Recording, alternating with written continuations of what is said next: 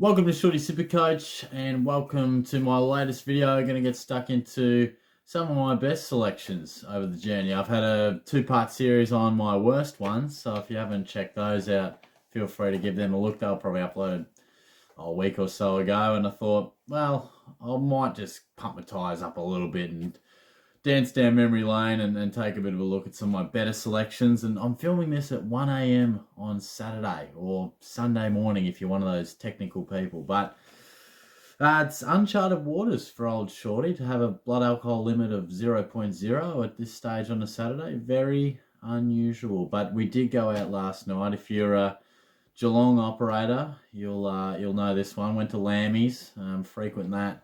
Not much lately, to be honest. Normally been going to the Geelong Hotel, but we went to a little Friday session, which is unusual for us. Normally exclusively Saturday nights, so here I am. I was just watching a movie with the fellas, a little low-key night tonight, and then I was just bumming around when I got home at midnight and thought, I'm not going to go to sleep yet, and then here I am diving into a video, so random stuff, but yeah. Anyway, we are going to get stuck into it. Probably not as humorous as looking at some of my worst selections, Josh Caddy, Christian Salem, couple of absolute rippers from me, but we'll look at some of the better ones. And look, let's take a little walk down memory lane because Patrick Cripps, I was all over him. I claim him. I was on him very, very early. It does end badly, this story, but here's a trip down memory lane. This video was filmed with my mate Tyson when we used to do all the content on his channel. This was prior to the Shorty Supercoach days. And just have a look at young Shorty. This is probably 6 years ago or something. It was when Cripps had only played the 3 games, and this year that I'm talking about leading up, he averages 96. So not a bad call, but I'll tell you why it went pear-shaped afterwards. But just have a look at the do on there, young man. Have a look at the shirt. It's a bit of a throwback, but here it is. And a bit of a different one maybe for my third pick is Patrick Cripps from the Blues. He's only played 3 games, but he loves a contested ball. Going by memory here, but I think his first round pick, can't remember what number, but he certainly can play the game. A few injuries in the second half of last year. But the kid can certainly play, and another one who's caught a few eyes pre-season. So I think there's a spot for him, and he's fit, he's ready. Physically, he's ready, mate. He's a big fella, so lock him in for a contested ball monster in the midfield. So yeah, just a bit of a softly spoken Shorty there back in the day. Good call from Cripps. That was great. Great call from Shorty. Nice. But the real bad news is he was one of the best selections of the year. But I chose to trade him out after 2 weeks. Some of you may have heard this story.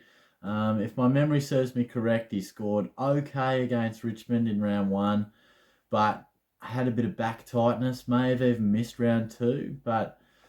And as a youngster, he'd been very injury prone. I was a bit nervous of that. Nathan Van Berlo had pumped out, I reckon, scores of 82 and 88 and was looking a pretty reliable selection. I thought, come on, just get the money pumping. He's on the bubble already. He's got 280s under his belt. Like Cripps, he's a young man struggling with his body, blah, blah, blah. So I traded him out.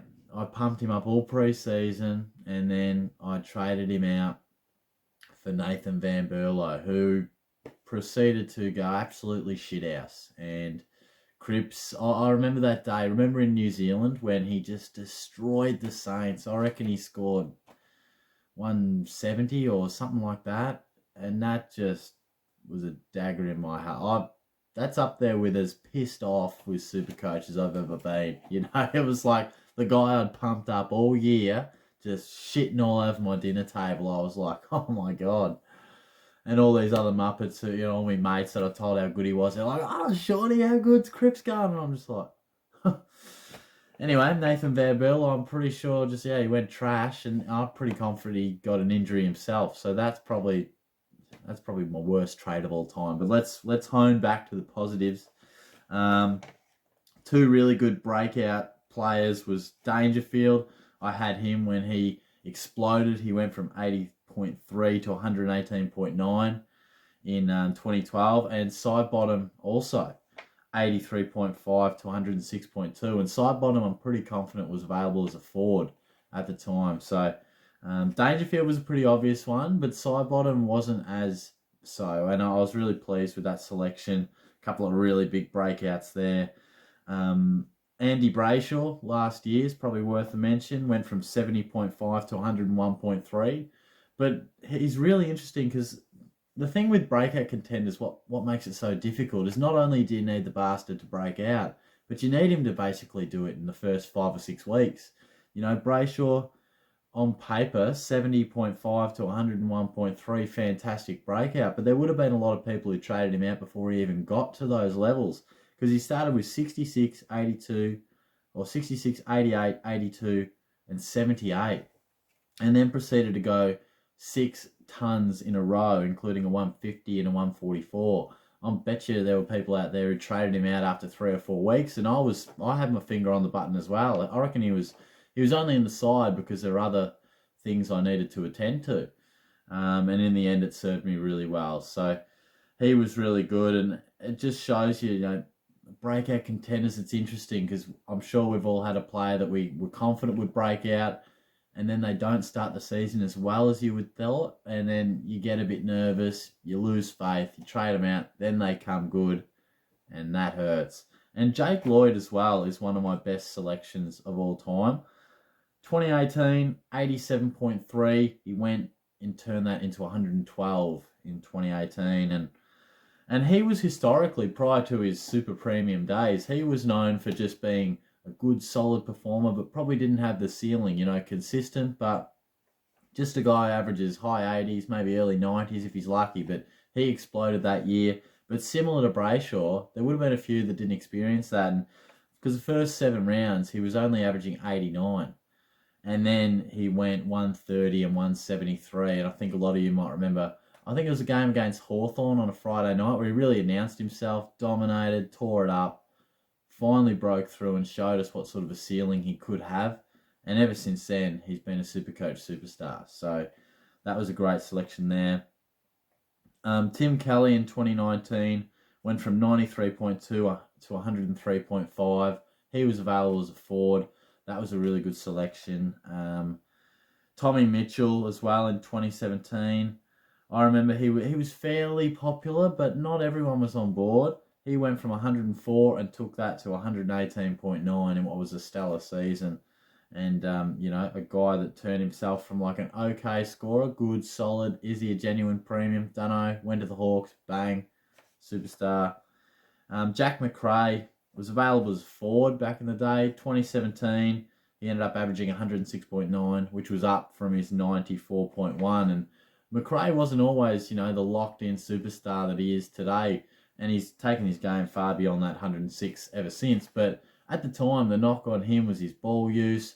You know, he turns it over too much. He's an outside player, this and that. Probably only capable of averaging like in the 90s. And, you know, I was one of the guys who was really keen on him, and he repaid the faith really nicely there.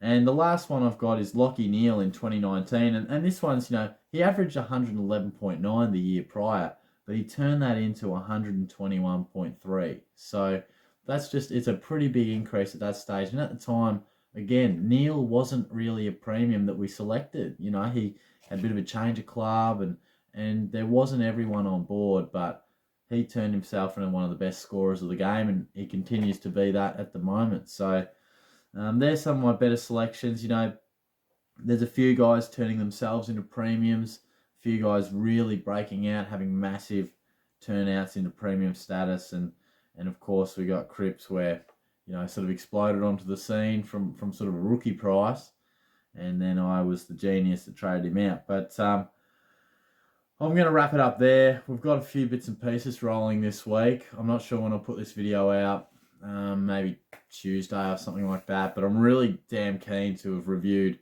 the weekend's footy. It was great to have footy back. I would have already done those videos, so it's sort of irrelevant, but it's great to have footy back, practice games, genuine stuff for us to sort of dissect and get an understanding of what some guys are going to do, and there was plenty to discuss. So if you haven't looked at those videos, I'm sure I've put them up on probably Monday, maybe Sunday, but yeah, let me know what you think. Let me know what you'd like to see.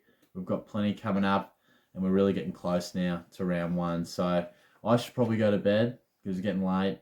Hope you had a good night, and I'll talk to you guys soon. Cheers.